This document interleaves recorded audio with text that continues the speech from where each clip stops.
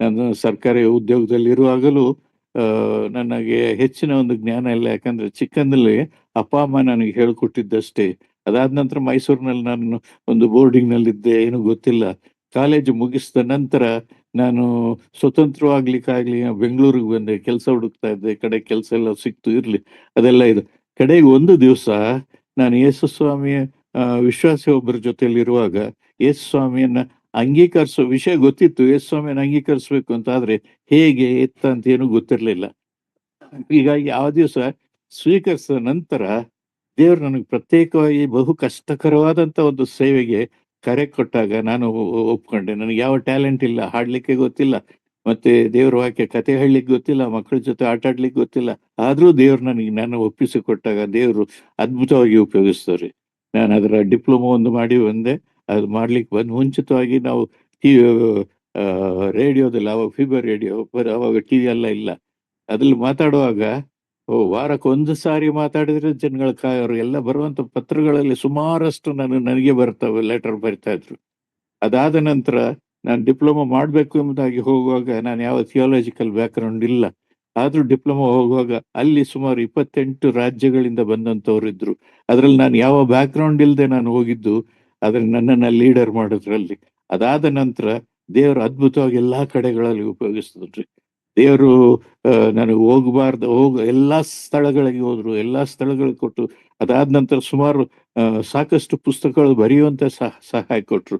ಉದಾಹರಣೆಗೆ ಒಂದು ಪುಸ್ತಕ ನಾವು ಸತ್ಯವೇದ ಓದುವಾಗ ನನಗೆ ಬರ್ತಾ ಇದ್ದಂತ ಪ್ರಶ್ನೆ ಏನಂದ್ರೆ, ಅದರ ಹಿನ್ನೆಲೆ ಇಲ್ದೇನೆ ನಾನು ಓದಿದ್ರೆ ಏನೋ ಒಂದು ಪುರಾಣ ಓದ್ದಂಗಿತ್ತು. ಆದ್ರೆ ಅದು ಹಿನ್ನೆಲೆ ಸ್ವಲ್ಪ ತಿಳಿಬೇಕು ಎಂಬುದಾಗಿ ನೋಡುವಾಗ ಅನೇಕ ಪುಸ್ತಕಗಳು, ಅನೇಕ ವ್ಯಕ್ತಿಗಳನ್ನ ನಾನು ಭೇಟಿಯಾಗಿ ಅನೇಕ ಆ ಹಿನ್ನೆಲೆಗಳನ್ನೆಲ್ಲ ಓದುವಾಗ ಕೆಲವಾರು ಸತ್ಯತೆಗಳು ಗೊತ್ತು. ಇಡೀ ಸತ್ಯವೇದದಲ್ಲಿರುವಂತ ವಿಷಯಗಳನ್ನ ಕ್ಲುಪ್ತವಾಗಿ ನಾನು ಹೇಳ್ತೇನೆ. ಇನ್ನೊಮ್ಮೆ ನನ್ನ ಸಾಕ್ಷಿಯನ್ನು ನಾನು ವಿವರವಾಗಿ ಹೇಳ್ತೇನೆ. ನನ್ನ ಪತ್ರಿಕೆ ಮುಂತಾದವುಗಳನ್ನು ನಾನು ವಿವರವಾಗಿ ಹೇಳ್ತೇನೆ. ನಾನು ಇವತ್ತೆಲ್ಲ ಪಿಕ್ಚರ್‌ಲ್ ತೋರಿಸ್ಬೇಕು ಅಂದ್ಬಿಟ್ಟು ತಂದೆ. ಆದ್ರೆ ಆ ಫೋನ್ ಸರಿ ಇಲ್ಲ. ಹೀಗಾಗಿ ಪಿಕ್ಚರ್‌ಲ್ ತೋರ್ಸಕ್ಕಾಗ್ತಾ ಇಲ್ಲ. ಇರ್ಲಿ. ನನ್ನ ಪುಸ್ತಕ ಸುಮಾರು 13 ಬಿಷಪ್‌ಗಳು, ಬೇರೆ ಬೇರೆ ಡಿನಾಮಿನೇಷನ್, CSI, ಮೆಥೋಡಿಸ್ಟು, ನ್ಯೂ ಲೈಫ್, ಎಲ್ಲಾ ತರದವರು ಅದನ್ನ ಅಪ್ರಿಶಿಯೇಟ್ ಮಾಡಿ ಪತ್ರ ಬರೆದ್ರಿ. ಅವ್ರು ಪ್ರಿಂಟ್ ಮಾಡ್ಲಿಕ್ಕೆ ಕೊಟ್ರು. ಪ್ರಿಂಟ್ ಮಾಡ್ಲಿಕ್ಕೆ ಹೇಳಿದ್ರು. ನನಗೊಂದು ನಿಮಗೆ ಅನೇಕರಿಗೆ ನೆನಪಿದೆ, ಚಿಂತಾಮಣಿಯಲ್ಲಿ ಶತಾನಂದಯ್ಯ ಅಂತ ಇದ್ರು ಒಬ್ರು. ಚಿಂತಾಮಣಿಯಲ್ಲಿ ಪ್ರಭಾಕರ್ ಅಂತ ಇದ್ದಾರಲ್ಲ, ಅವ್ರದ್ದು ಮಾವ. ಅವರು ನನಗೆ ಒಂದು ದೊಡ್ಡದಾದಂತ ಭಾರ ಕೊಟ್ರು ನನ್ನ ಸೇವೆಗೆ ಬರುವಾಗ. 121ನೇ ಕೀರ್ತನೆ 1ನೇ ವಚನ. ನಾನು ಕಣ್ಣೆತ್ತಿ ಪರ್ವತಗಳನ್ನ ಕಡೆಗೆ ನೋಡುತ್ತೇನೆ, ನನ್ನ ಸಹಾಯವು ಎಲ್ಲಿಂದ ಬರುವುದು ಅಂತೇಳಿ ಒಂದು ಪ್ರಶ್ನಾರ್ಥಕ ಚಿಹ್ನೆ. ಆ ಚಿಹ್ನೆನ ನನಗೆ ಒಂದು ಆ, ಲ- ಒಂದು ಒಂದು ಮೆಡ್ಲಾಗಿ ಕೊಟ್ರು. ಆ ಪ್ರಶ್ನೆನೇ ನಿಂತಿರ್ಬೇಕು, ನೀನ್ ದೇವರು ಅಭಿವೃದ್ಧಿ ಪಡಿಸ್ತಾನೆ ಅಂತ. ಖಂಡಿತವಾಗಿ ದೇವರು ಅಭಿವೃದ್ಧಿ ಪಡಿಸ್ತೀನಿ. ಏನಪ್ಪಾ ಅಂದ್ರೆ, ನಾನು ಖಂಡಿತ ಇಂಗ್ಲಿಷ್‌ನಲ್ಲಿದೆ, I lift up my eyes towards the hills ಅಂತ. ಅಂದ್ರೆ ಬೆಟ್ಟ ಗುಡ್ಡಗಳು. ಆದ್ರೆ ಕನ್ನಡದಲ್ಲಿ ಪರ್ವತಗಳು ಅಂತ ಇದೆ. ನಾನು ಕಣ್ಣೆತ್ತಿ ಬೆಟ್ಟ ಗುಡ್ಡಗಳನ್ನು ನೋಡ್ತೇನೆ, ನನ್ನ ಸಹಾಯ ಎಲ್ಲಿಂದ ಬರುತ್ತದೆ ಪ್ರಶ್ನೆ. ನನಗೆ ದೊಡ್ಡ ದೊಡ್ಡ ಕಾರ್ಯಗಳನ್ನ ದೇವರು ಕೊಟ್ರು. ಸುಮಾರು ಒಂದು 36 ಪುಸ್ತಕಗಳು ಬರೀಲಿಕ್ಕೆ, ಒಂದು 2-3 ಆರ್ಗನೈಸೇಷನ್‌ಗಳನ್ನ ಹೆಡ್ ಆಗ್ಲಿಕ್ಕೆ, ಬೈಬಲ್ ಕಾಲೇಜಲ್ಲಿ ಹೇಳಲಿಕ್ಕೆ, ಹಳ್ಳಿಗಳು, ಪಟ್ಟಣಗಳು ಮತ್ತು ಕೆಲವಾರು ಆದಿ ನಿವಾಸಿಗಳ ಹತ್ರ ಎಲ್ಲ ಮಾತಾಡ್ಲಿಕ್ಕೆ ದೇವರು ಉಪಯೋಗಿಸ್ತಾರೆ. ಎಲ್ಲಿವರೆಗೆ ಅಂದ್ರೆ ಸತ್ಯ ಇವನಿಗೆ ಸೈತಾನ್‌ಗಾಗ್ಲಿಲ್ಲ. ಕಡೆಗೆ ಒಂದು ಪತ್ರಿಕೆ ತುತ್ತುಗಳು ಅಂತ ಎಷ್ಟು ಜನ ನೋಡಿದ್ರೋ ಗೊತ್ತಿಲ್ಲ. ತುತ್ತುಗಳು ಪತ್ರಿಕೆ ಯಾವ ಒಂದು ಸಹಾಯ ಇಲ್ಲದೆ ಶುರು ಮಾಡಿದ್ವಿ. ಅದು ಡೆಲ್ಲಿಗೆ ಹೋಗಿ ಅಲ್ಲಿಂದ ಪರ್ಮಿಷನ್ ಸಿಗುವವರೆಗೂ ಆಯ್ತು. ಮತ್ತು ಆ ತುತ್ತುಗಳು ಪತ್ರಿಕೆ ನಾನು ಪ್ರಮೋಟೇ ಮಾಡಲಿಲ್ಲ. ಎಲ್ಲರೂ ಅವ್ರವ್ರ ಎಲ್ಲ ಸಭೆಗಳು, ಎಲ್ಲ ಡಿನಾಮಿನೇಷನ್ ಅವರು ಹಂಚ್ಕೊಂಡ್ರು. ಹಂಚಿ ನನಗೆ ಸಪೋರ್ಟ್ ಪ್ರತಿ ತಿಂಗಳು 1.5 ಲಕ್ಷ ರೂಪಾಯಿ ಬರೀ ನಾನು ಪ್ರಿಂಟಿಂಗ್ ಚಾರ್ಜ್ ಕೊಡುವಷ್ಟರ ಮಟ್ಟಿಗೆ ದೇವ್ರ ನಾನು ಅಭಿವೃದ್ಧಿ ಪಡಿಸ್ತೀನಿ. ಅದು ಬಾಯಿ ತೆರೆದು ಯಾರ ಹತ್ರ ನಾನು ಹಣ ಕೊಡಿ ಅಂತ ಕೇಳಲಿಲ್ಲ. ಅದು ಹೆಚ್ಚಳಿಕೆಗೆ ಹೇಳ್ತಾ ಇಲ್ಲ. ನಾನು ಅದನ್ನ ಕೀಪ್ ಅಪ್ ಮಾಡಿದೆ. ದೇವರು ನನ್ನನ್ನು ಕೈ ಬಿಡ್ಲಿಲ್ಲ. ಅದಾದ ನಂತರ ಕೆರೀತ್ ಅಂತೇಳಿ ಒಂದು ಆಶ್ರಮ, ಒಂದು ಅನಾಥ ಆಶ್ರಮ ಶುರು ಮಾಡಿದೆ. ಒಂದು ಕಾಡೊಳಗೆ, ಅನೇಕರಿಗೆ ಗೊತ್ತಿದೆ ದಂಡುಪಾಳ್ಯ ಕಳ್ಳರುಗಳು ಇದ್ದಾರೆ ಅಂತ. ಆ ಸ್ಥಳದಲ್ಲೇ ನಾನು ಶುರು ಮಾಡಿದೆ. ಅಲ್ಲಿ ದೊಡ್ಡದಾಗಿ ಸುಮಾರು 30 ವರ್ಷಗಳು ಕೆಲಸ ಮಾಡಿದೆ. ಅನೇಕರು ಅನಾಥ ಮಕ್ಕಳು, ಅವರು ಭಿಕ್ಷುಕರು, ಇವರೆಲ್ಲ ಬಂದ್ರು. ಎಲ್ಲರನ್ನು ಸಾಕಿದೆ. ದೇವರು ಅಭಿವೃದ್ಧಿ ಪಡಿಸ್ತಾರೆ. ಇಡೀ ಕರ್ನಾಟಕ ಮಾತ್ರ ಅಲ್ಲ, ಡೆಲ್ಲಿಯಲ್ಲಿ ನನ್ನ ಹೆಸರಿತ್ತು. ಆ, ಅಬುದಾಬಿಯಲ್ಲಿತ್ತು, ಆ, ಮ- ದುಬೈನಲ್ಲಿತ್ತು. ಅಷ್ಟಲ್ಲದೆ ಕಡೆಗೆ ಅಮೆರಿಕದಿಂದ ನನಗೊಂದು ಲೆಟರ್ ಬಂತು ರೀ, ನೀವು ಬಂದು 4 ರಿಂದ 14 ವರ್ಷದ ಮಕ್ಕಳ ಮಧ್ಯದಲ್ಲಿ ಸೇವೆ ಮಾಡೋದ್ರ ವಿಷಯದಲ್ಲಿ ನೀವು ಮಾತಾಡಬೇಕು ಅಂತ. ಸುಮಾರು 1,800 ಜನರು ಬಂದಿದ್ರು ಬೇರೆ ಬೇರೆ ದೇಶಗಳಿಂದ. ದೇವರು ನನಗೆ ಅಂತ ಒಂದು ದೊಡ್ಡದಾದಂಥ ಅದ್ಭುತವನ್ನು ಕೊಟ್ಟ. ಅದಾದ ನಂತರ ಅಮೆರಿಕದಲ್ಲಿ ನನಗೆ ಗೊತ್ತಿಲ್ಲ, ನನ್ನ ಹತ್ರ ಕಲ್ತಂಥವ್ರು, ನನ್ನ ಹತ್ರ ಮಕ್ಕಳಾಗಿರೋ ಕಲ್ತಂಥವ್ರೆಲ್ಲ ಅಲ್ಲಲ್ಲಲ್ಲಿ ಪಾಸ್ಟ್ಗಳಾಗಿರೋದು. ಸುಮಾರು 1 ತಿಂಗಳಷ್ಟು ಮಟ್ಟಿಗೆ ನಾನು ಅಲ್ಲೆಲ್ಲ ಸುತ್ತು ಬಂದ್ಬಿಟ್ಟೆ. ಯಾಕೆ ಇದನ್ನು ಹೇಳ್ತೇನೆ ಅಂದ್ರೆ, ಸೈತಾನ್ಗೆ ಅದು ಇಷ್ಟ ಆಗ್ಲಿಲ್ಲ. 2024ರಲ್ಲಿ 2014ರಲ್ಲಿ ನನಗೊಂದು ಬಸ್ ಆಕ್ಸಿಡೆಂಟ್ ಮಾಡಿ ನನ್ನ ಕಾಲುಗಳನ್ನು ಮೊದಲೇ ಮುರಿದಿದ್ದ ಕಡೆ ಮತ್ತೆ ಮುರಿತು, ಕೈಗಳನ್ನು ಬರಿತಾ ಇದ್ದೆ, ಸುಮಾರು 16 ಗಂಟೆಗಳು ಬರಿತಾ ಇದ್ದೆ, ಕೈಗಳು ಮುರಿತು, ಹಲ್ಲುಗಳೆಲ್ಲ ಹೋಯ್ತು, ತಲೆಗೆ ಏಟು ಬಿದ್ದು ಸುಮಾರು 2 ವರ್ಷ ನಾನು ಓದ್ಲಿಕ್ಕೆ ಮಾಡ್ಲಿಕ್ಕೆ ಏನು ಸುಮ್ಮನೆ ಮೌನವಾಗಿರುವಂತ ಸ್ಥಿತಿ ಆಗಿತ್ತು. ನನ್ನ ಹೆಸರು ನನಗೆ ಮುಗಿತ್ತು ಎಂಬುದಾಗಿ.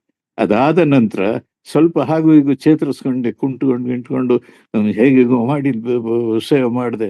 ದೇವರು ಅದ್ಭುತವಾಗಿ ದೊಡ್ಡ ದೊಡ್ಡ ಸಭೆಗಳಲ್ಲೆಲ್ಲ ಕರೆದು ಅವ್ರಿಗೆ ಟ್ರೈನಿಂಗ್ ಕೊಡುವಂತ ರೀತಿಯಲ್ಲಿ ಸಂಡೇ ಸ್ಕೂಲ್ ಟೀಚರ್ಸ್ ಟ್ರೈನಿಂಗ್ ಮುಂತಾದವುಗಳು ಕೊಡ್ಲಿಕ್ಕೆ ಉಪಯೋಗಿಸ್ತರು. ಅದಾಯ್ತಲ್ಲ, ಈಗ ವಯಸ್ಸಾಯ್ತು, ನಾ ಕೂತ್ಕೊಳ್ಳೋಣ ಅಂತೇಳಿ ಮಕ್ಕಳ ಮನೆಯಲ್ಲಿದ್ದೇನೆ. ಆದ್ರೆ ಇಲ್ಲಿ ಕೂಡ ಸೈತಾನ್ ಬಿಡ್ಲಿಲ್ಲ. ಇನ್ನು ಝೂಮ್ನಲ್ಲಿ 4 ಝೂಮ್ ಮಾತಾಡ್ತಿ, ಎಲ್ಲಾರ ಬಾಯಲ್ಲೂ ಅಣ್ಣೆ ಅಣ್ಣೆ ಅಂತ ಇದೆ. ನೀನು ಬಾಯಿ ಮುಚ್ಚಿ ಸುಮ್ಮನೆ ಕೂತ್ಕೊಳ್ಬೇಕು ಅನ್ನೋಂಥ ಅಭಿಪ್ರಾಯದಲ್ಲೇನು ಹೊರಗಡೆ ಹೋಗುವಾಗ ಜಾರಿ ಬಿದ್ದು ಮತ್ತೆ ಕಾಲು ಮುರಿತು ರೀ, ಮತ್ತೆ ಕೈಗೆ ಏಟ್ ಬಿತ್ತು, ಮತ್ತೆ ಸೊಂಟಕ್ಕೆ ಏಟ್ ಬಿದ್ದು ಆಸ್ಪತ್ರೆಯಲ್ಲಿ ಅಡ್ಮಿಟ್ ಆಗುವಂತ ಸ್ಥಿತಿಯಲ್ಲಿ. ಅದೇ ಸಮಯದಲ್ಲಿ ಸೈಮನ್ ಅವರು ಬಂದು ನೋಡಿದ್ರು. ಇಂಥ ಒಂದು ಸ್ಥಿತಿ ಆದ್ರೂ ನನಗೆ ಯೋಚನೆ, ಸಾಕು ವಯಸ್ಸಾಗಿದೆ, ಮನುಷ್ಯನಿಗೆ ಆಯಸ್ಸು 70 ವರ್ಷ, ಬಲ ಹೆಚ್ಚಿದರೆ 80, ಆದ್ರೆ ನನಗೆ 86 ಇದೆ. ಆದ್ರೆ ನನ್ನಲ್ಲಿ ಯಾವ ಬೇರೆ ಕಾಯಿಲೆಗಳಿಲ್ಲ. ಪ್ರಾಮುಖ್ಯವಾದಂತ ಈ ನೋವುಗಳಿದೆ. ನಾನು ಬೇರೆಯವ್ರಿಗೆ ಭಾರ ಕೊಡಬಾರ್ದು ಎಂಬುದಾಗಿ ನೋಡುವಾಗ ಇಬ್ಬರು ಹೆಣ್ಣು ಮಕ್ಕಳು ನನಗೆ. ಆ ಇಬ್ಬರು ಹೆಣ್ಣು ಮಕ್ಕಳು ತಾಯಿಗಳ ಉಪಾಧಿಯಲ್ಲಿ ನನ್ನನ್ನು ಸಾಕ್ತಾ ಇದ್ದಾರೆ. ಅವ್ರಿಗೆ ಇಬ್ಬಿಬ್ರು ದೊಡ್ಡ ದೊಡ್ಡ ಮಕ್ಕಳು ಇಂಜಿನಿಯರ್ಸ್ ಅವರು ಇವರೆಲ್ಲ ಆಗಿದ್ದಾರೆ. ಆದ್ರೂ ಅವ್ರು ನನ್ನ ತಿನ್ಸೋದು, ಉಣ್ಸೋದು, ಸ್ನಾನ ಮಾಡಿಸೋದು ಎಲ್ಲ ನೋಡ್ತಾ ಇದ್ದಾರೆ. ನನ್ನ ದೊಡ್ಡ ಮಗಳಂತೂ ಪ್ರತಿಯೊಂದೊಂದರಲ್ಲೂ ನನಗೆ ಹೆಜ್ಜೆಯಾಗಿ ವಹಿಸ್ಕೊಳ್ಬೇಕಾಗ್ತದೆ. ಆ ತಾಯಂದಿರ ಮಕ್ಕಳನ್ನ ಗದರಿಸ್ಕೊಂತೀವಿ, ಆದ್ರೂ ಮಾಡ್ತಾ ಇದ್ದಾರೆ. ಇಷ್ಟೆಲ್ಲ ಮಾಡೋ ಯೋಚನೆ ಬಂತು, ಸಾಕು ನಿಲ್ಲಿಸ್ಬಿಡೋಣ ಅಂತ ಸುಮ್ಮನೆ ಇರ್ಲಿಕ್ಕೆ ನಂಗೆ ಆಗ್ತಾ ಇಲ್ಲ. ಆದ್ರೆ ಒಂದು ಭಾರ ಬಂತು, ಏನಂದ್ರೆ ಮಕ್ಕಳ ಮಧ್ಯದಲ್ಲಿ ನಾನು 6 ತಿಂಗಳು ಡಿಪ್ಲೊಮಾ ಮಾಡಿದೆ. ಸುಮಾರು ಇಂಡಿಯಾ, ಉತ್ತರ ಇಂಡಿಯಾ ಕಡೆಯವರು, ಎಲ್ಲ ಕಡೆಯಿಂದ ಸುಮಾರು ಜನರು ನಾಸಿಕ್ನಲ್ಲಿ ಬಂದಿದ್ರು. ಅದರಲ್ಲಿ ನನಗೆ ಹೆಂಗೆ ಸೀಟ್ ಸಿಕ್ತು ಅಂತ ಗೊತ್ತಿಲ್ಲ. ನಾನು ಅಲ್ಲೋದಾಗ ನನಗೆ ಲೀಡರ್ ಆಯ್ತು, ನನ್ನನ್ನು ಲೀಡರ್ ಮಾಡಿದ್ರು 1 ತಿಂಗಳಲ್ಲಿ. ಆ ಲೀಡರ್ ಮಾಡುವಾಗ ಅನೇಕ ಹೊಸ ಹೊಸ ವಿಷಯಗಳು ತಿಳಿಯಲಿಕ್ಕಾಯ್ತು. ದೇವರ ಕೃಪೆಯಿಂದ ನಾನು ಈ ಮಕ್ಕಳ ಮಧ್ಯದಲ್ಲಿ ಇಡೀ ಕರ್ನಾಟಕದಲ್ಲಿ ಇರುವಂತ ಪ್ರತಿಯೊಂದೊಂದು ಸಭೆಯಲ್ಲಿ ಇರುವಂತ ಮಕ್ಕಳು, ಪಾಸ್ಟರ್ಗಳು ಎಲ್ಲರೂ ನನ್ನಿಂದ ಕಲ್ತಂತವ್ರು. ನಾನು ಬಹಳ ಹೆಮ್ಮೆಯಿಂದ ಹೇಳ್ಕೊಂತೀನಿ. ಈಗ ನನಗೆ ಅಸೌಖ್ಯ ಆಗಿರುವಂಥದ್ದು ಯಾರಿಗೂ ಹೇಳಲಿಲ್ಲ, ಹೇಳಿದ್ರೆ ಎಲ್ಲರೂ ಓ ಅಂತ ಹೇಳಿರೋರು. ಇದೇ ಬೆಂಗಳೂರಿನಲ್ಲಿ ನನ್ನ 4 ತಂಗಿಯರಿದ್ದಾರೆ, ಅವರೆಲ್ಲರಿಗೂ ವಯಸ್ಸಾಗಿದೆ. ಆದ್ರೆ ಅನೇಕ ನೆಂಟರು ಯಾರಿಗೂ ಗೊತ್ತಿಲ್ಲ ಮನೆಯೊಳಗಿದೆ ನಾನು. ಯಾಕಂದ್ರೆ ಬಂದ್ರೆ ಸುಮ್ಮನೆ ಅವ್ರಿಗೂ ತೊಂದ್ರೆ, ಅವರು ಅದಕ್ಕೋಸ್ಕರ ಬರ್ಬೇಕು ನನ್ನ ಹತ್ರ. ಹೀಗಾಗಿ ಏನೇ ತೊಂದರೆ ಇದ್ರು ನನ್ನ ಇಬ್ಬರು ಹೆಣ್ಣು ಮಕ್ಕಳು ಅವರ ಮಕ್ಕಳು ತಗೊಳ್ತಾ ಇದ್ದಾರೆ. ದೇವರು ಯಾಕೆ ಕೊಟ್ಟು. ಈಗ ಕಡೆಯಲ್ಲಿ ಒಂದು ಭಾರ ಬಂದಿದ್ದೇನೆಂದ್ರೆ, ನಾನು ಬರೆದಂತಹ ಕೆಲವಾರು ಪುಸ್ತಕಗಳು ಪ್ರಿಂಟ್ ಆಗದೇನೆ ಹಾಗೆ ತಲೆ ಒಳಗಿದೆ ರೀ. ಉದಾಹರಣೆಗೆ ಸತ್ಯತೆಗಳನ್ನ ನಾನು ಎಲ್ಲಾ ಬ್ರದರ್ ಸಭೆಗಳಿಗೆ ಹೋಗ್ತೀನಿ, ಎಲ್ಲರೂ ಪರಿಚಯ ಇದ್ದವ್ರೇನೆ. ಆದ್ರೆ ಚಿಕ್ಕದಾದಂತ ಹೊಸದಾದಂತ ಸಭೆಗೆ ಹೋಗ್ತೀನಿ, ಯಾಕಂದ್ರೆ ಯಾರು ಗುರ್ತಿಡಿಬಾರ್ದು ಅಂತ. ಆದ್ರೆ ಎಲ್ಲಿ ಹೋದ್ರು ನನಗೆ ಅನ್ನಿಸುವಂಥದ್ದು, ಈ ದಿವಸಗಳಲ್ಲಿ ನಮ್ಮ ಬ್ರದರನ್ ಸಭೆಗಳಲ್ಲಿ ಬಹಳ ಜನರು ನಿಜವಾದಂತ ಬ್ರದರನ್ನ ಆ ಒಂದು ನಿಜವಾದಂತ ಅರ್ಥ, ಸಹೋದರ ಸಭೆ ನಿಜವಾದ ಅರ್ಥ ಕರ್ತನನ್ನ ಸಂತೋಷಿಸುವಂತ, ಆರಾಧಿಸುವಂಥದ್ದು. ಆರಾಧನೆ ಅನ್ನುವಂಥದ್ದು ಏನೋ ಆಗೋಗ್ಬಿಟ್ಟಿದೆ. ಬರೀ ರೊಟ್ಟಿ ಮುರಿಯುವಂಥದ್ದು ಮತ್ತೆ ಆ ಮಿನಿಸ್ಟ್ರಿ ಇದು ಮಾತ್ರ ಇದೆ. ಆದ್ರೆ ನಾನು ಎಲ್ಲೂ ನನ್ಗೆ ಚಾನ್ಸ್ ಕೊಡಿ ಅಂತ ಕೇಳಿ, ಯಾಕಂದ್ರೆ ಕೊಟ್ರೆ ನಾನು ಸಿಕ್ಕಾಬಟ್ಟೆ ಮಾತಾಡ್ತೀನಿ ಅಂತ. ಹೀಗಾಗಿ ನಾನು ಮೌನವಾಗಿ ಕುಳಿತಿದ್ದು ನನ್ನ ಮನಸ್ಸೊಳಗೆ ಪ್ರಾರ್ಥನೆ ಮಾಡಿ ಆರಾಧನೆ ಮಾಡಿ ಬರ್ತೇನ್ರಿ. ಅದಕ್ಕೆ ಈ ದಿವಸ ನಾನು ಹೇಳಿದೆ, ಅವ್ರ ತಕ್ಷಣ ಹೇಳುವಾಗ ನನ್ನ ತಲೆಗೆ ಬಂದಿದ್ದಂಗೆ, ಸತ್ಯವೇದದ ಪ್ರಾಮುಖ್ಯವಾದ ಸತ್ಯತೆಗಳ ವಿಷಯದಲ್ಲಿ ನೀವು ಬ್ರದರ್ ಇರೋದ್ರಿಂದ ನಿಮಗೆ ಸತ್ಯವೇದದ ಆಳ ಇರೋದ್ರಿಂದ ಬರೀ ನಾನು ಪಾಯಿಂಟ್ಸ್ ಹೇಳಿದ್ರೆ ನೀವು ಅನೇಕ ನಿಮ್ಮ ಸಭೆಗಳಿಗೆ ಹೇಳಿ ಅವರು ಬರೀ ಆ ಪಾಯಿಂಟ್ಗಳನ್ನ ಇಟ್ಟು ಪ್ರಾಮುಖ್ಯವಾದದನ್ನ ತಿಳಿಸ್ಲಿಕ್ಕಾಗ್ತದೆ ಅಂತೇಳಿ ಅದನ್ನ ಹೇಳಿದೆ. ನಾನೀಗ ಅದನ್ನ 9 ಗಂಟೆ 1 ನಿಮಿಷ ರೀ, ಇನ್ನು ನನಗೆ 10-15 ನಿಮಿಷ ಇದೆ. ನಾನು ಅಷ್ಟರೊಳಗಾಗಿ ಅದನ್ನ ಹೇಳ್ತೇನೆ ರೀ. ನಾನು ಚಾರ್ಟ್ ಎಲ್ಲ ಇತ್ತು ನನ್ನ ಹತ್ರ, ಆದ್ರೆ ನನ್ನ ಬಾಯಲ್ಲಿ ಹೇಳ್ತೀನಿ. ಸತ್ಯವೇದ ಒಟ್ಟು 66 ಪುಸ್ತಕ ನಮಗೆಲ್ಲರಿಗೂ ಗೊತ್ತಿದೆ. ಹಿಂದೆ ಅದು ಆ, ಆ, 2 ಭಾಷೆಗಳಲ್ಲಿ ಬರೆಯಲ್ಪಟ್ಟಿತ್ತು. 2 ಭಾಷೆ ತಕ್ಷಣ ಬಾಯಿಗೆ ಬರಲ್ಲ ಹೇಳ್ತೇನೆ ನಾನು.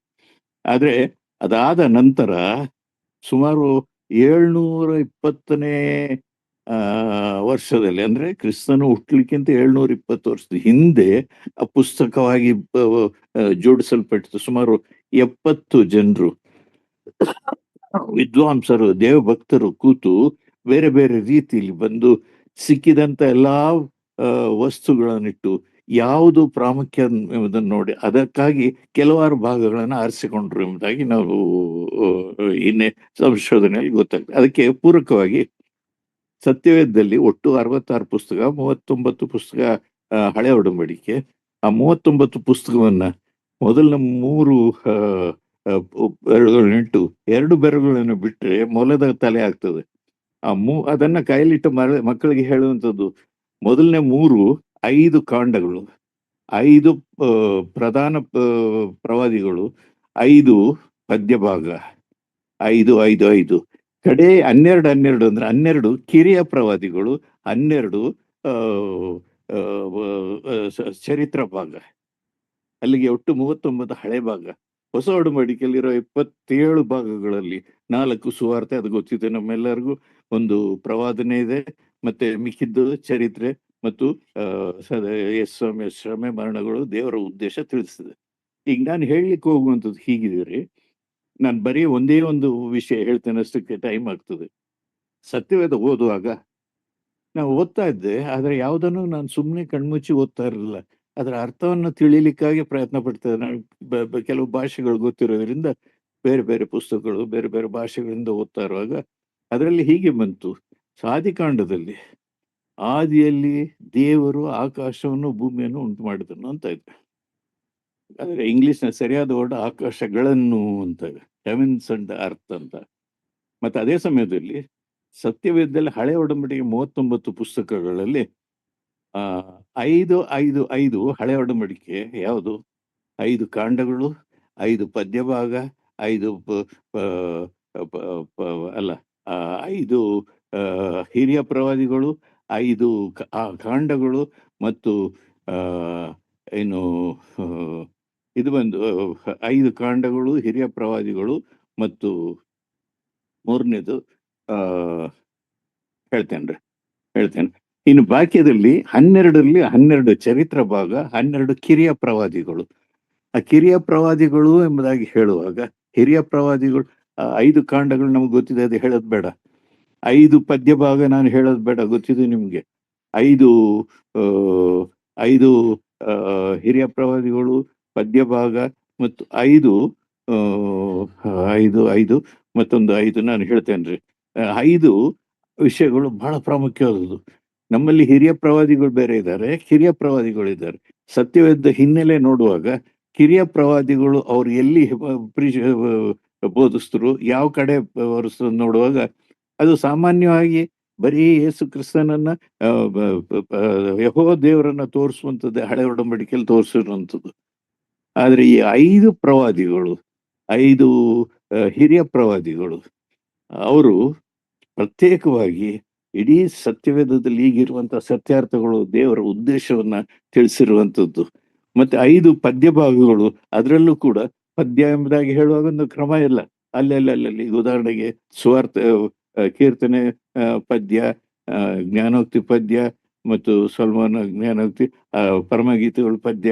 ಇದನ್ನ ನೋಡುವಾಗ ಅದು ಯಾವುದೋ ಕ್ರಮವಾಗಿಲ್ಲ. ಅದನ್ನು ಓದುವಾಗ ಸತ್ಯವೇದ ಓದಂತ ಭಾವನೆನೇ ಬರಲ್ಲ. ಆದ್ರೆ ಅದರ ಅರ್ಥವನ್ನು ತಿಳಿದು ಓದುವಾಗ ಅದರಲ್ಲಿರುವ ಅಮೂಲ್ಯವಾದಂತ ಸತ್ಯತೆಗಳು ನಮ್ಗೆ ಅರ್ಥ ಆದರೆ ದೇವ್ರಿಗೆ ಸ್ತೋತ್ರ ಮಾಡ್ಬೇಕಾಗಿದೆ. ಇರ್ಲಿ, ಅದನ್ನ ನಾನು ನಿಧಾನವಾಗಿ ನಾನು ಹೇಳ್ತೇನೆ. ನಾನು ಪುಸ್ತಕಗಳನ್ನ ಪಬ್ಲಿಷ್ ಮಾಡಿದೆ, ನನ್ನ ಕೆಲವಾರು ಪುಸ್ತಕಗಳು ಎಲ್ಲಿವರೆಗೂ ಪಬ್ಲಿಷ್ ಆಯ್ತು ಅಂದ್ರೆ ಇಡೀ ಎಲ್ಲಾ ಡಿನಾಮಿನೇಷನ್ ಅವ್ರಿಗೆ ಹೋಯ್ತು.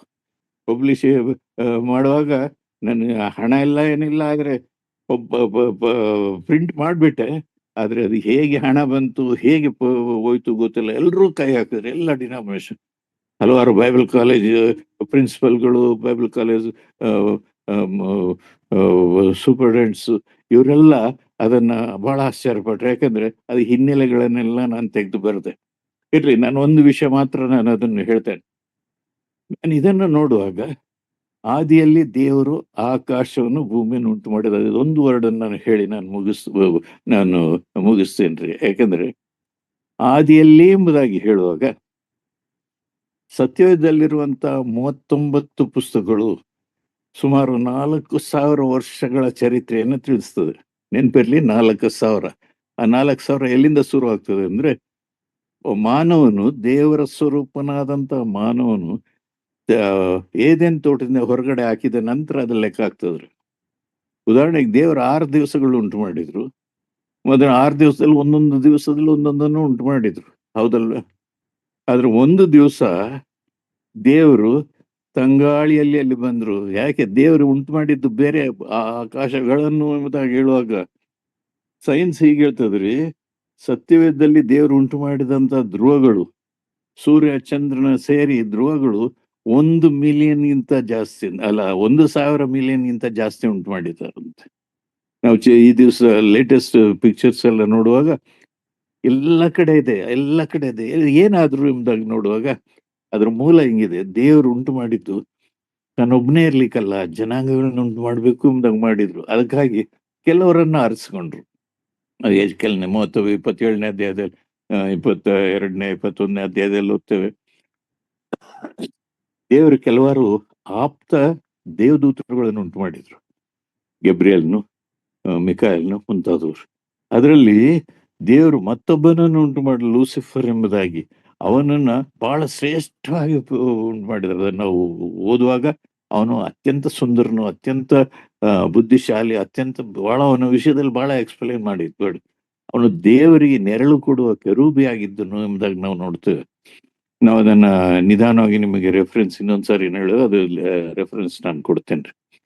ಅವನು ಹಾಗೆ ಕೊಟ್ಟಾಗ ಏನಾಯ್ತು, ದೇವರು ಎಲ್ಲರಿಗೆ ಅವರವರ ಮಟ್ಟಕ್ಕೆ ತಕ್ಕ ಹಾಗೆ ಕೋಟ್ಯಾಂತರ ದೇವದೂತರುಗಳಿದ್ರು, ಎಲ್ಲರಿಗೆ ಇದು ಕೊಟ್ರು. ಆದ್ರೆ ಇವನು ಲೂಸಿಫರ್ ಮಾಡಿದ್ದೇನಂದ್ರೆ, ದೇವರಿಗೆ ನೆರಳು ಕೊಡುವ ಕೆರೂಬಿ ಆಗಿದ್ದ. ದೇವ್ರಿಗಿಂತ ನಾನು ದೊಡ್ಡವನಾಗ್ಬೇಕು ಎಂದು ಪ್ರಯತ್ನ ಪಟ್ಟಾಗ ಅವನನ್ನು ಅಲ್ಲಿಂದ ತಳ್ಳಿದ್ರು ಎಂಬುದಾಗಿ ಯೆಶಾಯನ ಗ್ರಂಥದಲ್ಲಿ ನಾವು ನೋಡ್ತೇವೆ. ಉದಯ ನಕ್ಷತ್ರವೇ ಹೇಗೆ ಬಿದ್ದೆ ಎಂಬುದಾಗಿ, ಅಲ್ರಿ? ಅದ್ರ ಡಿಟೇಲ್ ನೀವು ನಿಮಗೆ ಗೊತ್ತಿದೆ, ನಾನು ವಿವರಣೆ ತಿಳಿಸಿದ್ದು ಬೇಡ. ತಳ್ಳಿದಾಗ ಎಲ್ಲಿಗೆ ತಳ್ಳಿದ್ರು? ಭೂಮಿಯಿಂದ, ಆಕಾಶದಿಂದ ಅಲ್ಲ, ದೇವರ ಪರಲೋಕದಿಂದ ತಳ್ಳಿದ್ರು. ನಮ್ಮ ಮನಸ್ಸಿಗೆ ಈ ತರ ಊಹೆ ಇದೆ, ದೇವರು ಆಕಾಶದಲ್ಲಿದ್ದಾನೆ, ಭೂಮಿ ಮಾತ್ರ ಇದೆ ಎಂಬುದಾಗಿ. ದೇವರ ಆಕಾಶ ಎಂಬುದಾಗಿ ಹೇಳುದು ಭೂಮಿ ಮೇಲಲ್ಲ. ಭೂಮಿ ಮೇಲೆ ಸೂರ್ಯ ಚಂದ್ರ ನಕ್ಷತ್ರ ಸಾವಿರಾರು ಲಕ್ಷಾಂತರ ಮೈಲುಗಳ ದೂರದಲ್ಲಿರುವಂಥದ್ದು. ಇನ್ನು ಬೇರೆ ಬೇರೆ ನೋಡುವಾಗ ಒಂದೊಂದು ದೇವರು ಸೃಷ್ಟಿ ಮಾಡಿರುವಂಥದ್ದು ಎಷ್ಟು ದೊಡ್ಡದು. ಅಲ್ಲೆಲ್ಲ ಇದಾರಂತೆ. ಯಾರು? ತಳ್ಳಲ್ಪಟ್ಟದ್ದು ದೇವದೂತರು. ಅವ್ರಿಗೆ ಹೀಗೆ ಫ್ಲೈಯಿಂಗ್ ಸಾಸರ್ಸ್ ಎಂಬುದಾಗಿ ಕೊಟ್ಟದ್ರ ವಿವರಗಳನ್ನು ನಾನು ಬರ್ದಿಟ್ಟು ತೆಗಿಲಿಕ್ಕೆ ಸಮಯ ಇಲ್ಲ, ಟೈಮ್ ಆಗ್ತದೆ. ಹಾಗಿದ್ರೆ ಅವರೆಲ್ಲರೂ, ಅದಕ್ಕೆ ಉದಾಹರಣೆ ಏನಂದ್ರೆ, ದೇವರು ಆದಾಮನನ್ನು ತನ್ನ ಹೋಲಿಕೆಗೆ ಸರಿಯಾಗಿ ಉಂಟು ಮಾಡಿದ. ತನ್ನ ಹೋಲಿಕೆ ಅಲ್ಲ, ನಮ್ಮ ಹೋಲಿಕೆಗೆ. ಹಾಗಿದ್ರೆ ದೇವರು ಲೋಕವನ್ನು ಉಂಟು ಮಾಡುವಾಗ ದೇವರು ಇದ್ರು, ಯೇಸ್ವಾಮಿ ಇದ್ರು, ಪವಿತ್ರಾತ್ಮನು ಇದ್ರ? ಹೌದು, ಸತ್ಯದಲ್ಲಿದೆ ನೋಡಿ. ದೇವರು ಆಕಾಶ ಆದಿಯಲ್ಲಿ ದೇವರು ಆಕಾಶವನ್ನು ಭೂಮಿಯನ್ನು ಉಂಟು ಮಾಡಿದ್ರು. ಆದ್ರೆ ಭೂಮಿ ಖಾಲಿಯಾಗಿತ್ತು. ಆದ್ರೆ ದೇವರ ಆತ್ಮನು ಅಲ್ಲಿ ಚಲಿಸ್ತಾ ಇದ್ದ. ದೇವರ ಪರಿಶುದ್ಧಾತ್ಮನ ಅಲ್ಲಿದ್ದ. ಅದಾದ ನಂತರ ದೇವರು ಈ ಭೂಮಿಯನ್ನು ಆರಿಸಿಕೊಂಡು, ಭೂಮಿಯಲ್ಲಿ ಒಂದು ಪ್ರತ್ಯೇಕವಾಗಿ, ಈಗಿನ ಕಾಲದ ಇರಾಕ್ ದೇಶದಲ್ಲಿ ಇರುವಂತ ಬಹಳ ಕಟುವಾಗಿ ಕ್ರೈಸ್ತರನ್ನು ವಿರೋಧಿಸುವಂತಹ ಸ್ಥಳದಲ್ಲಿ ಏದೇನ್ ತೋಟವನ್ನು ಇಟ್ಟರು ಎಂಬುದಾಗಿದೆ. ಸುಮಾರು 31 ಸತ್ಯವೇದನ ವಿಷಯಗಳು ಇರಾಕ್ನಲ್ಲಿ ನಡೆದದ್ದು. ನಾನು ಅದನ್ನ ವಿವರವಾಗಿ, ಒಂದು ವೇಳೆ ನೀವು ಸಿಂಹನನ್ನ ಕೇಳಿದ್ರೆ ಅವ್ರಿಗೆ ನಾನು ಕಾಪಿ ಕಳಿಸ್ಕೊಡ್ತೇನೆ. ಅಲ್ಲಿ ಆ ದೇವದೂತರು ಏನ್ ಮಾಡಿದ್ರು? ದೇವರಿಂದ ಆ, ಆ, ಇವನೇನ್ ಮಾಡಿದ್ರು, ಅದರಲ್ಲಿ ಸೈತಾನು ಹೋಗಿ ಆ ಹವ್ವಳ ಮುಖಾಂತರವಾಗಿ ಕೇಳಿದ್ರು, ಈ ಹಣ್ಣನ್ನು ತಿನ್ಬೇಡ ಅಂತ ಹೇಳಿದ್ರು ದೇವ್ರು ನಿನಗೆ ಅಂತ ಅನ್ನುವಾಗ, ಇಲ್ಲ, ದೇವ್ರು ಈ ಹಣ್ಣನ್ನು ಮಾತ್ರ ಎಂದಾಗ ಹಣ್ಣಿನ ಹತ್ರನೇ ನಿಂತಿದ್ಲು, ಅವಳು ನೋಡ್ತಾನೆ ಇದ್ಲು ಜೀವ ತಿನ್ನಬಾರ್ದಂತ ಹಣ್ಣನ್ನ. ದೇವರು ಅವಳು ತಿನ್ನದ್ ಮಾತ್ರ ಅಲ್ಲ, ತನ್ನ ಗಂಡನಿಗೂ ಕೊಟ್ಲು ಎಂಬುದಾಗಿ ಉಂಟು. ನಾವು ಅದ್ರ ಡೀಟೇಲ್ ವಿವರಿಸಕ್ಕೆ ಸಮಯ ಇಲ್ಲ. ಗಂಡನ ಕೊಟ್ಟಾಗ ಅವನಿಗೂ ಗೊತ್ತಾಯ್ತು, ದೇವ್ರು ಬೇಡ ಅಂತ ಹೇಳಿದ ಹಣ್ಣು ಯಾಕೆ ಕೊಡ್ತೀಯ ಅಂತ ಹೇಳ್ಬೋದಿತ್ತು. ಇಲ್ಲ, ಅವನ್ ತಿಂದ ಮೇಲೆ ಅಯ್ಯೋ ನಾನು ತಪ್ಪು ಮಾಡಿದೆ ಅಂತ ಹೇಳಿ ಅವನೇನ್ ಮಾಡ್ದ, ಗಿಡದ ಮರೆಯಲ್ಲಿ ಹೊತ್ಕೊಂಡು ಮೈಗೆ ಆ ಅಂಜೂರದ ಗರಿಗಳು ಕಟ್ಕೊಂಡ ಅಂತ ನೋಡ್ತೀವಿ. ದೇವರು ತಂಗಾಳಿಯಲ್ಲಿ ಅಲ್ಲಿ ಬರುವಾಗ, ದೇವರು ಸೃಷ್ಟಿಕರ್ತನಾದ ಇಷ್ಟೊಂದು ಧ್ರುವಗಳನ್ನು ಉಂಟು ಮಾಡಿದಂತ ದೇವರು ಭೂಮಿಯ ಮೇಲೆ ಬಂದು ಇರಾಕ್ ದೇಶದಲ್ಲಿ ಬಂದು ಸುಮಾರು 31 ವಿಷಯಗಳಲ್ಲಿ ಬರ್ತದೆ. ಯೇಸ್ವಾಮಿ ಮರಣ, ಯೇಸ್ವಾಮಿ ಆ, ಇದು ಶಿಷ್ಯರು ಅವರು ಬೋಸ್ ಅಂತ. ಯಾಕೆಂದ್ರೆ ಅದು ಭೂಮಿಯ ಮಧ್ಯಭಾಗದಲ್ಲಿತ್ತು ಎಂಬುದಾಗಿ ನಾವು ನೋಡ್ತೇವೆ. ನಾವು ಚರಿತ್ರೆಯಲ್ಲಿ ಓದುವಾಗ, ಪ್ರೈಮರಿಯಲ್ಲಿ, ಹೈಸ್ಕೂಲ್ನಲ್ಲಿ ಓದುವಾಗ ಅಥವಾ ಮಿಡಲ್ ಸ್ಕೂಲ್ನಲ್ಲಿ ಓದುವಾಗ ರೇಖಾಂಶ, ಆ, ಏನು ಲ್ಯಾಟಿಟ್ಯೂಡ್ ಲ್ಯಾಂಗಿಟ್ಯೂಡ್ ಎಂಬುದಾಗಿ 2 ಇದೆ. ಈ 0 ಡಿಗ್ರಿ ಲ್ಯಾಟಿಟ್ಯೂಡ್ ಇದ್ರ ಮೇಲೆ ಬರುವಂಥದ್ದು. ಯಾವ್ದ್ರ ಮೇಲೆ? ಈಗಿರುವಂತ ಇಸ್ರೇಲ್, ಈಗಿರುವಂತ ಇರಾಕ್, ಇದ್ರ ಮೇಲೆ ಬರುವಂಥದ್ದು. ಏನು, ದೇವರು ತನ್ನ ಒಂದು ಪ್ರತಾಪವನ್ನು ಇಡೀ ಲೋಕಕ್ಕೆ ಸಾರಬೇಕೆಂಬುದಾಗ, ಲೋಕಕ್ಕೆ ಹರಡಬೇಕೆಂಬ ಉದ್ದೇಶದಿಂದ ತನ್ನ ಮಗನನ್ನ ಕಳಿಸಿಕೊಡುವಂತ ಉದ್ದೇಶದಿಂದ ಭೂಮಿಯ ಮಧ್ಯಭಾಗದಲ್ಲಿ ಬಂದ್ರೆ. ಯಾಕಂದ್ರೆ ದೇವರು ಭೂಮಿಯನ್ನು ಬಹಳವಾಗಿ ಪ್ರೀತಿ ಮಾಡಿದ್ರು. ನನ್ನನ್ನ ಪ್ರೀತಿ ಮಾಡಿದ್ರು, ಆಗ್ಲಿ ನನಗೆ ಪ್ರೀತಿ ಮಾಡಿ ಉಂಟು ಮಾಡಿದ್ರು. ದೇವರು ಸಂಜೆ ತಂಗಾಳಿಯಲ್ಲಿ ಬಂದ್ರು. ಅವ್ರಿಗೆ ಗೊತ್ತಿತ್ತು ದೇವರು ಅವನು ಅಲ್ಲಿ ಹೊತ್ಕೊಂಡಿದ್ದಾನೆ ಅಂತೇಳಿ. ಮನುಷ್ಯನೇ ಎಲ್ಲಿರುತ್ತೆ ಅಂದ್ರೆ, ಯಾಕೆ ದೇವ್ರಿಗೆ ಗೊತ್ತಿಲ್ಲ ಅಲ್ಲಿದ್ದಾನೆ ಅಂತ. ಆದ್ರೂ ಅವನ ಬಾಯಿಂದ ಬರ್ಲಿ ಅಂತ ಕೇಳು. ಅವನು ಇಲ್ಲ ಅಲ್ಲ, ನೀನು ಕೊಟ್ಟ ಹೆಣ್ಣು ಕೊಟ್ಲು, ನಾನು ತಿಂದೆ. ಅವನು ತನ್ನ ಜವಾಬ್ದಾರಿಯನ್ನ, ತನ್ನ ಒಂದು ತಪ್ಪೊಪ್ಪಿಗೆಯನ್ನ ಮುಂದುವರಿಸ್ತದೆ. ಅದಾದ ನಂತರ ನೀನು ಆ ತಿನ್ನಬಾರ್ದೆಂಬುದಾಗಿ ಹಣ್ಣನ್ನು ನೀನು ತಿಂದಲ್ಲ. ನೀನು ಯಾಕೆ ತಿಂದೆ ಅಂದ್ರೆ, ನೀನು ಕೊಟ್ಟ. ನಾನು ಯಾವತ್ತಾದ್ರೂ ಹೆಣ್ಣನ್ನು ನೋಡಿದ್ನ? ನೀನೇ ಉಂಟು ಮಾಡಿದ, ನನಗೆ ಕೊಟ್ಟು, ಅವಳು ಕೊಟ್ಲು, ನಾನು ತಿಂದು, ತಪ್ಪಾರ್ದು ನಿನ್ನದು ಅನ್ನುವಂಥ ಭಾವದಿಂದ. ಅದಾದ ನಂತರ ಅದನ್ನು ಹೊರಗಡೆ ಹಾಕಿದ್ರು ಎಂಬುದಾಗಿ 2ನೇ ಅಧ್ಯಾಯದಲ್ಲಿ ನೋಡ್ತೇವೆ, ಆದಿಕಾಂಡದಲ್ಲಿ. ದೇವರು ಆ ಏದೆನ್ ಸೀಮೆಯಿಂದ ಒಂದು ನದಿ ಹೊರಡ್ತು. ನದಿ ಯಾವಾಗ್ಲೂ ಯೇಸು ಸತ್ಯವೇದದಲ್ಲಿ, ಇಡೀ ಸತ್ಯವೇದದಲ್ಲಿ ಮೊದಲಿಂದ ಕಡೆಯವರೆಗೂ ನದಿಯ ಕುರಿತಾಗಿ ಯೇಸು ಕ್ರಿಸ್ತನ ಒಂದು ಒಂದು ಪಾತ್ರವನ್ನು ಕುರಿತು ಯೋಚನೆ ಮಾಡುವಾಗ ಸಿಕ್ಕಾಪಟ್ಟೆ ಎಲ್ಲ ಕಡೆ ಇದೆ. ಅದರಲ್ಲಿ ಬಹಳ ನಾನು ಆರಿಸಿಕೊಂಡಿರುವಂಥದ್ದು ನದಿ ಮತ್ತು ಕುರಿಮರಿ ಎಂಬುದಾಗಿ. ದೇವರು ಮನುಷ್ಯನಿಗೆ ಒಂದು ಪ್ರಾಣಿಯ ಚರ್ಮವನ್ನು ಕೊಟ್ರು. ಯಾವ ಪ್ರಾಣಿ ಕೊಟ್ರು? ಹುಲಿ ಚರ್ಮ ಹಾಕಿದ್ರ? ಒಂಟೆ ಚರ್ಮ ಹಾಕಿದ್ರ? ಇಲ್ಲ, ಕುರಿಯ ಚರ್ಮವನ್ನೇ ಹಾಕಿದ್ರು. ಅಲ್ಲಿಗೆ ದೇವರ ಅನಾದಿಕಾಲದ ಸಂಕಲ್ಪ ಮನುಷ್ಯನಿಗೆ ಬೀಳ್ತಾನೆ ಅಂತ ಗೊತ್ತಿತ್ತು. ಅದಕ್ಕಾಗಿ ಕುರಿಯನ್ನ ಬಲಿ ಕೊಡ್ಬೇಕಾಗಿತ್ತು. ಅದಾದ ನಂತರ ಆ ಏದೇನ್ ಇದರಿಂದ ಹೊರಗಡೆ ತಳ್ಳಿ ಅಲ್ಲಿ ಕಾವಲಿಗಾಗಿ ಸೆರಾಫಿಯರನ್ನು, ಕೆರೂಬಿಗಳನ್ನು ಇಟ್ಟರು ನೋಡ್ತೇವೆ. ಅದಕ್ಕೆ ತಳ್ಳಿದಾಗ ಆ ನದಿ ಹೊರಗಡೆ ಹರಿದಾಗ 4 ಕವಲುಗಳಾಯ್ತು ಅಂತ ನೋಡ್ತೇವೆ. ವಿಶೋನ್, ಗೀಹೋನ್, ಆ ಇದ್ದೆಕೇಲ್, ಯುಫ್ರಿಟಿಸ್ ಎಂಬುದಾಗಿ 4. ಈ 4 ವಿಷಯಗಳಿಗೆ ನಾನು ಪುಸ್ತಕ ಬರೆದೆ. ಪೀಶೋನ್ ಎಂಬುದಾಗಿ ಹೇಳುವಾಗ ಅದರ ಅರ್ಥ ಏನಂದ್ರೆ, ಅದು ಆ ಹವಿಲಾ ದೇಶದಲ್ಲಿ ಹುಟ್ಟಿತು. ಹವಿಲಾ ದೇಶ ಅಂತ ಅನ್ನುವಾಗ ಅದು ಬಹಳ ಆ ಒರಟಾದಂತ, ಬಹಳ ಬರಡಾದಂತ ಪ್ರದೇಶ. ಆದ್ರೆ ಈ ಪೀಶೋನ್ ನದಿ ಅಲ್ಲಿ ಬಂದಾಗ ಅಲ್ಲಿ ಚಿನ್ನ ಸಿಕ್ತು. ಅದು ಶ್ರೇಷ್ಠವಾದ ಚಿನ್ನ ಸಿಕ್ತು. ಯೇಸು ಕ್ರಿಸ್ತನಿಗೆ ಗುರುತು. ಆತನ ಲೋಕರಕ್ಷಕನಾಗಿ ಬರ್ಲಿಕ್ಕೆ ರಾಜನಾಗುವಂತ ಒಂದು ಚಿಹ್ನೆ ಅಲ್ಲಿ ಕಾಣ್ತು. ಅದಾದ ನಂತರ ಗೋಮೇಧಿಕ ರತ್ನ ಮತ್ತೆ ಎಲ್ಲ ವಿಷಯಗಳು ನೋಡುವಾಗ ಎಲ್ಲವೂ ಹಳೆ ಒಡಂಬಡಿಕೆಯಲ್ಲಿ ವಿಮೋಚನಾ ಕಾಂಡ, ಅದನ್ನು ಯಾಜಕ ಕಾಂಡ, ಅರಣ್ಯ ಕಾಂಡದಲ್ಲಿ ದೇವರಿಗೆ ವಿವರಿಸಿರುವಂತ ದೇವರ ಮಹೋನ್ನತೆಯನ್ನು ತಿಳಿಸುವಂಥದ್ದು. ನಾನು ಅಷ್ಟಕ್ಕೆ ನಿಲ್ಲಿಸ್ತೇನ್ರಿ. ಕಾರಣ ಏನಂದ್ರೆ, ದೇವರು ಯಾಕೆ ಈ ಪ್ರಶ್ನೆನ ಹಾಕಿದ್ರು? ಯಾಕೆ ದೇವ್ರಿಗೆ ಗೊತ್ತಿಲ್ವಾ?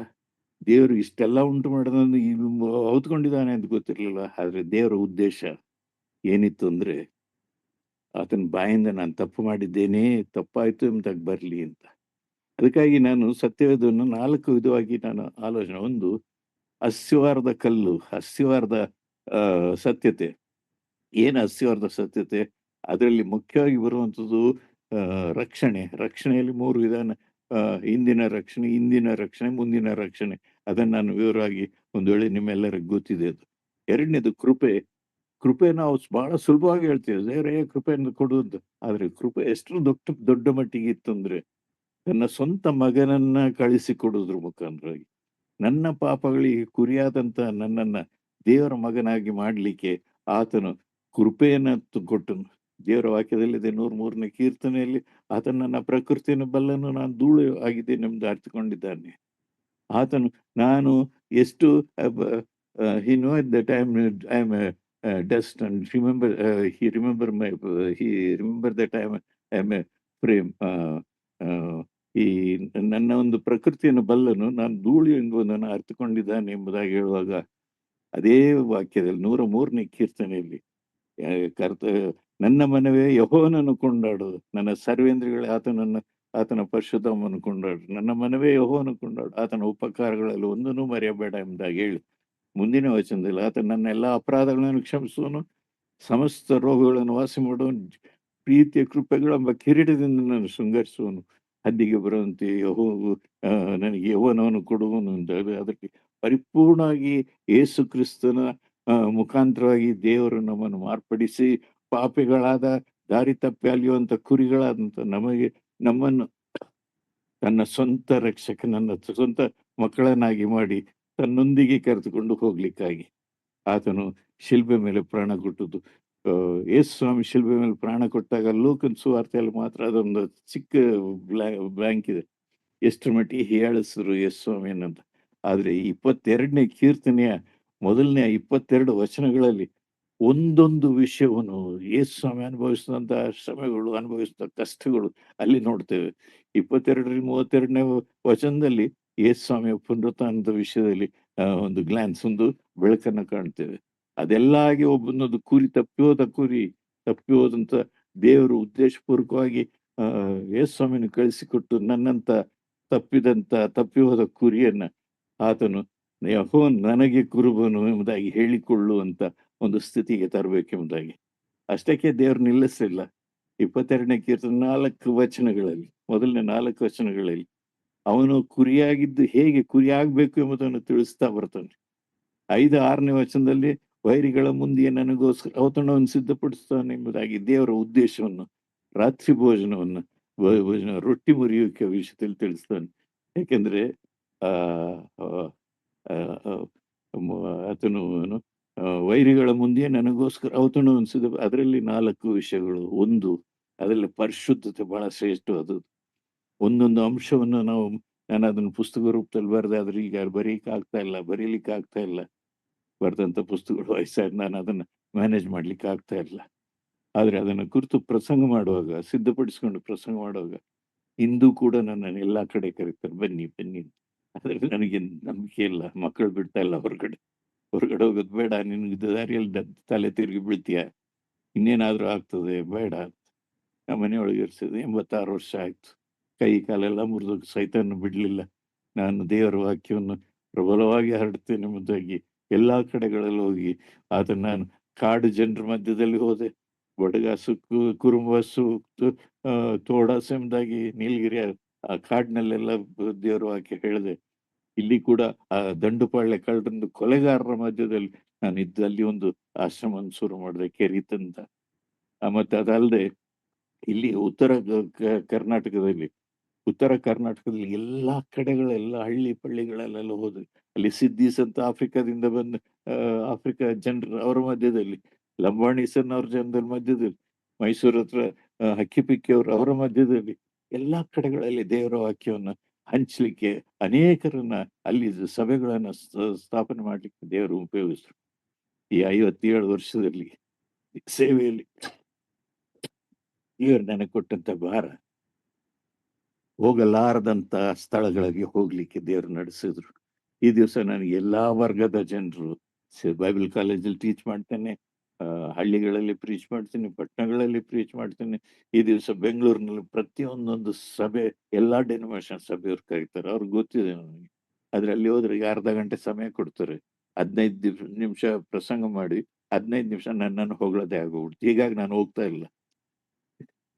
ಹೇಗೋ ಆಕಸ್ಮಿಕವಾಗಿ ಸೀಮನ್ ಅಣ್ಣ ಕೈಗೆ ಸಿಕ್ಬಿಟ್ಟೆ. ಅವ್ರು ಬಂದ್ರು ಬನ್ನಿ ಅಂತ. ಸರಿ ಎಲ್ಲಿಯಾದ್ರೂ ಒಂದು ಹೋಗಿ ಸ್ವಲ್ಪ ಸಮಾಧಾನವಾಗಿ ಕೂತು ಹೃದಯ ತೆರೆದು ದೇವರನ್ನ ಆರಾಧಿಸ್ಲಿಕ್ಕೆ ಸಮಯ ಬೇಕಲ್ಲ ಅಂತ ಹತ್ತಿರದ ಒಂದು ಚಿಕ್ಕ ಸಭೆಗೆ ಹೋಗ್ತಾ ಇದ್ದೀನಿ. ದೇವ್ರು ಆಶೀರ್ವದಿಸ್ತಾ ಇದ್ದಾನೆ. ಆದ್ರೆ ಈ ಮಧ್ಯದಲ್ಲಿ ಮನೆಯಿಂದ ಹೊರಗಡೆ ಕಾಲಿಡ್ಲಿಕ್ಕೆ ಆಗ್ತಾ ಇಲ್ಲ. ಬಿದ್ದು ಕಾಲೆಲ್ಲ ಮುರ್ಕೊಂಡಿದ್ದೀನಿ. ಯಾಕೆ ಇದನ್ನು ಹೇಳ್ತೇನೆ ಅಂದ್ರೆ, ಕರ್ತನನ್ನ ದೇವರ ಉದ್ದೇಶವನ್ನ ತಿಳಿಲಿಕ್ಕೆ ಅನೇಕ ಪುಸ್ತಕಗಳನ್ನು ಬರೆದೆ. ಅನೇಕ ಪುಸ್ತಕಗಳು ಎಲ್ಲಾ ಕಡೆಗಳಲ್ಲಿ ನನಗೆ ಮೊದಲನೇ ಆಕ್ಸಿಡೆಂಟ್ ಅದು 14ನೇ ಇಸ್ವಿಯಲ್ಲಿ ಆಕ್ಸಿಡೆಂಟ್ ಆದಾಗ ಆಕ್ಸಿಡೆಂಟ್ ಆಗಿ ನನ್ನ ತಲೆ, ಕೈಗೆ, ಕಾಲೆಲ್ಲ ಏಟು ಬಿದ್ದಾಗ, ನಾನು ಆಸ್ಪತ್ರೆಯಲ್ಲಿದ್ದಾಗ ನನ್ ನೋಡಕ್ ಬಂದಂಥವ್ರು ಇದ್ದಂಥ ಬುಕ್ಸ್, ಮಿಕ್ಕಿದ ಬುಕ್ಸ್ ಎಲ್ಲ ದೇವ್ರ ಸೇವಕರುಗಳೇ ತಗೊಂಡೋದ್ರು. ಕೆಲವು ಬುಕ್ ಸೆಲ್ಲರ್ಸ್ ತಗೊಂಡೋದ್ರು. ಈಗ ಕೂಡ ಕೇಳ್ತಾರೆ, ನೀವು ಅದಕ್ಕೆ ಕಳಿಸ್ಕೊಡಿ. ನಾನು ಈ ದಿವಸ ಕೇಳ್ತಾರೆ, ನೀವು ತುತ್ತುಗಳು ಕಳಿಸ್ಕೊಡಿ ಅಂತ. ಕಳ್ಸಕ್ ಆಗ್ತಾ ಇಲ್ಲ. ನನ್ನ ಕೈಯಲ್ಲಿ ಸಾಧ್ಯ ಇಲ್ಲ. ನಾನು ಯಾವ್ದನ್ನೆಲ್ಲ ಆಕಾಶವನ್ನು ನೋಡುವಂತ ದೇವ್ರೆ, ನಾನು ಅದು ಅವರು ಬರೆಯೋದು ಎಲ್ಲ ಬುಕ್ ಶಾಪ್ಗಳಲ್ಲಿ ನೋಡ್ರಿ, ಪೋಯಮ್ಲ್ ನೋಡ್ರಿ, ಇಂಡಿಯಾ ಕ್ಲೂಸಿಡ್ ಕೇಳಿ, ಅಥವಾ ಯಾರಾದ್ರೂ ಹಳಬರ್ನ ಕೇಳಿ, ಹಿಂಗೆ ಬಾನ್ಲೆಣ್ಣೆ ಪುಸ್ತಕಗಳಿದೆ ನಿಮ್ಮ ಹತ್ರ ಒಂದು ಎಲ್ಲಾರ ಹತ್ರ ಇಟ್ಟಿದ್ದಾರೆ ಸಾಧಾರಣವಾಗಿ. ಅಷ್ಟೊಂದು ದೇವರು ಉಪಯೋಗಿಸ್ತಾರೆ. ಆದ್ರೆ ಈಗ ನನ್ ತಲೆಗೆ ಏಟ್ ಬಿದ್ದಿದೆ. ಜಾಸ್ತಿ ನಾನು ಧ್ಯಾನ ಮಾಡ್ಲಿಕ್ಕೆ ಸಾಧ್ಯ ಇಲ್ಲ. ನನ್ನ ಕಣ್ಣು ದೃಷ್ಟಿ ಇಲ್ಲ. ಕಿವಿಗೆ, ತಲೆಗೆ ಏಟ್ ಬಿದ್ದಿದೆ. ನನಗೆ ಹೆಚ್ಚು ಸ್ಟೋರ್ ಮಾಡ್ತದಂತ ಶೇಖರಿಸಿರ್ಲಿಕ್ಕೆ ಆಗ್ತಾ ಇಲ್ಲ. ಬರೀಲಿಕ್ಕೆ ಒಂದು ನನ್ನ ಸೈನ್ ಕೂಡ ಮಾಡ್ಲಿಕ್ಕೆ ಆಗ್ತಾ ಇಲ್ಲ. ಆದ್ರೂ ದೇವರು ಉಪಯೋಗಿಸ್ತಾ ಇದ್ದಾನೆ. ನಾನು ಅದೇ ನೆನೆಸ್ದೆ, ಸೈಮನಣ್ಣಗೆ, ಅಣ್ಣ ಇನ್ಮೇಲೆ ನನಗೆ ಕೊಡಬೇಡಿ. ಯಾಕಂದ್ರೆ ನಾನು ಕೊಟ್ರೆ ಯಾರಿಗೂ ತೃಪ್ತಿ ಆಗಲ್ಲ. ಸಂಪೂರ್ಣವಾಗಿ ನನಗೇ ತೃಪ್ತಿ ಆಗಲ್ಲ. ನಾನು ದೇವ್ರ ವಾಕ್ಯ ಕೊಟ್ಟಿದ್ದೀನಿ ಅಂತ. ಕೊಟ್ಟಿದ್ದೇನೆ, ದೇವ್ರ ವಾಕ್ಯ ಕೊಡ್ತೀನಿ. ಆದ್ರೆ ಒಂದು ಸಿಸ್ಟಮ್ಯಾಟಿಕ್ ಆಗಿ, ಒಂದು ಕ್ರಮವಾಗಿ, ಶಿಸ್ತುಬದ್ಧವಾಗಿ ನಾನು ಟೀಚರ್ಸ್ ಟ್ರೈನಿಂಗ್ ಹೇಗೆ ಕೊಡ್ತಾ ಇದ್ದ ಹಾಗೆ ಕೊಡ್ಲಿಕ್ಕೆ ಆಸೆ ನನಗೆ. ಅದ್ರ ಸಮಯ ಇಲ್ಲ. ದೇವರೇ ಆಶೀರ್ವದಿಸ್ಲಿ. ನಾನ್ ಬರ್ತೇನೆ, ಸುಮ್ಮನೆ ಬಂದು ಕೂತಿದ್ ಬರ್ತೇನೆ ಅಂತ ನಮ್ಮ ಅಸೆಂಬ್ಲಿಗೆ ಹೋಗಿ ಬರ್ತೇನೆ. ಪ್ರಿಯರೇ, ನಾನು ಏನ್ ಹೇಳದ್ನೆ, ಏನ್ ಕೊಡ್ತಾ ಇದ್ದೇನೆ ಗೊತ್ತಿಲ್ಲ. 4 ಸತ್ಯಾರ್ಥನ ಮುಗಿಸ್ತೀನಿ.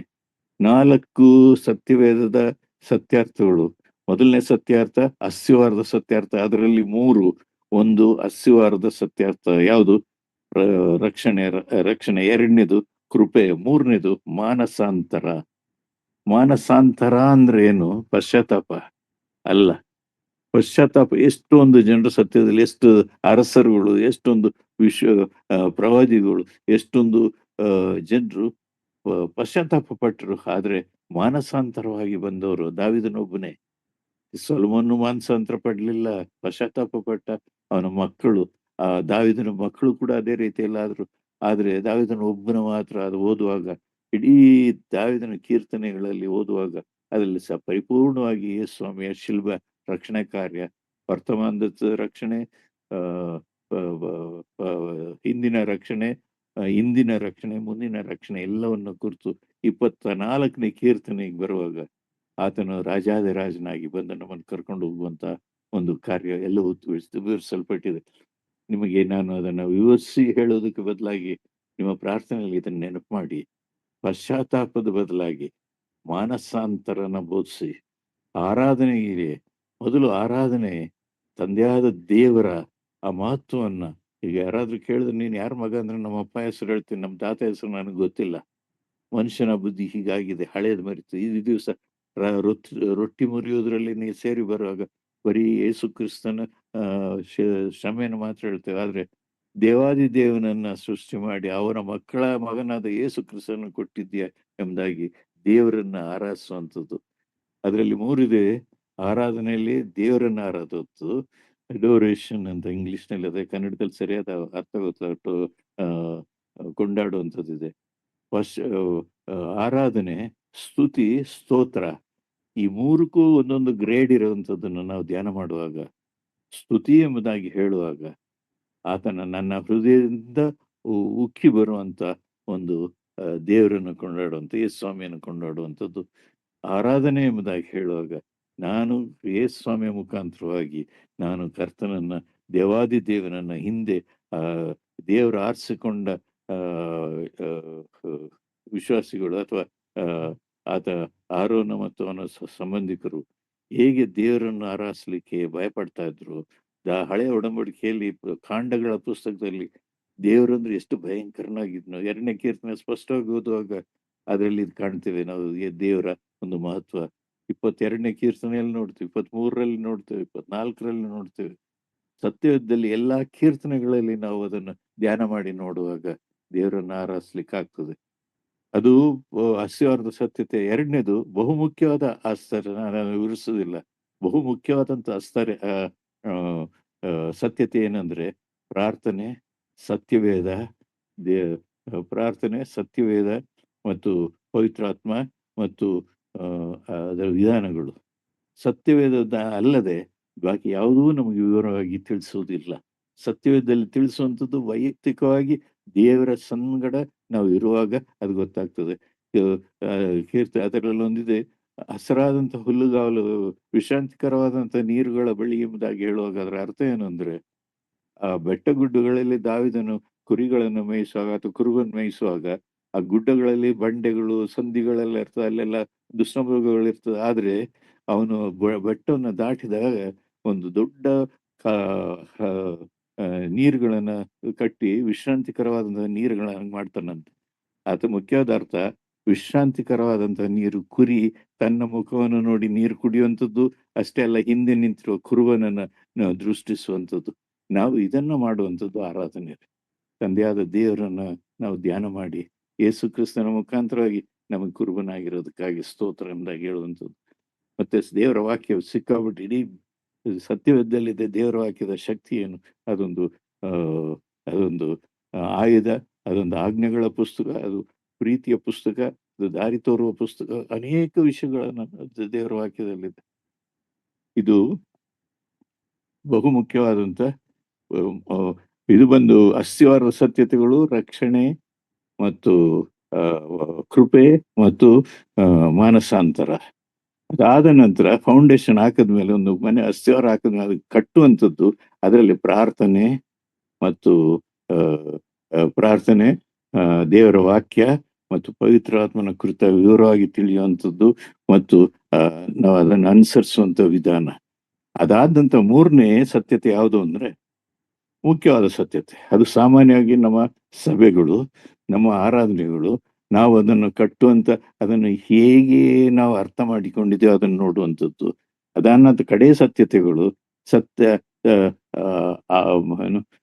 ಮುಖ್ಯವಲ್ಲದಂತ ಸತ್ಯತೆಗಳು, ಹೆಸರು, ಊರು ಮತ್ತು ಕಾಲ. ಇದನ್ನು ಓದ್ಬೇಕು. ಕೆಲವು ಸಂದರ್ಭದಲ್ಲಿ ಅದು ಬಹಳ ಪ್ರಯೋಜನ ಆಗ್ತದೆ, ಆದ್ರೆ ಅದರಿಂದ ನಮ್ಗೆ ರಕ್ಷಣೆ ಸಿಗಲ್ಲ.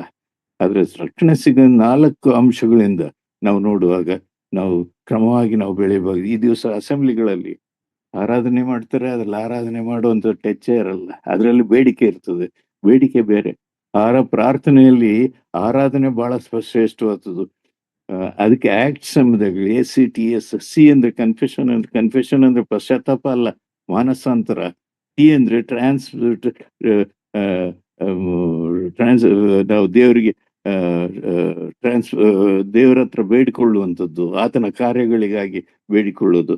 ಸಿ ಅಂದ್ರೆ ಎಸ್ ಅಂದ್ರೆ ಸಪ್ಲಿಕೇಶನ್. ಅದಾದ ನಂತರ ನಮ್ಮ ಬೇಡಿಕೆಗಳು, ನನ್ನ ಕಾಯಿಲೆ ಸ್ವಾಮಿ, ಎಂಥವ್ರ ಕಾಯಿಲೆ, ಅದು ಇದು ಹೇಳೋದು. ಈ ದಿವಸ ಆರಾಧನೆಯಲ್ಲೂ ಅದನ್ನೇ ಹೇಳುವಂತ ಸ್ಥಿತಿ ಆಗೋಗ್ಬಿಟ್ಟಿದೆ. ಇರ್ಲಿ. ಮತ್ತೆ ಒಂದು ಫೌಂಡೇಶನ್, ಅಸ್ಥಿವಾರದ ಸತ್ಯತೆ. ಎರಡನೇದು ಬಹುಮುಖ್ಯವಾದ ಸತ್ಯತೆ. ಮೂರನೇದು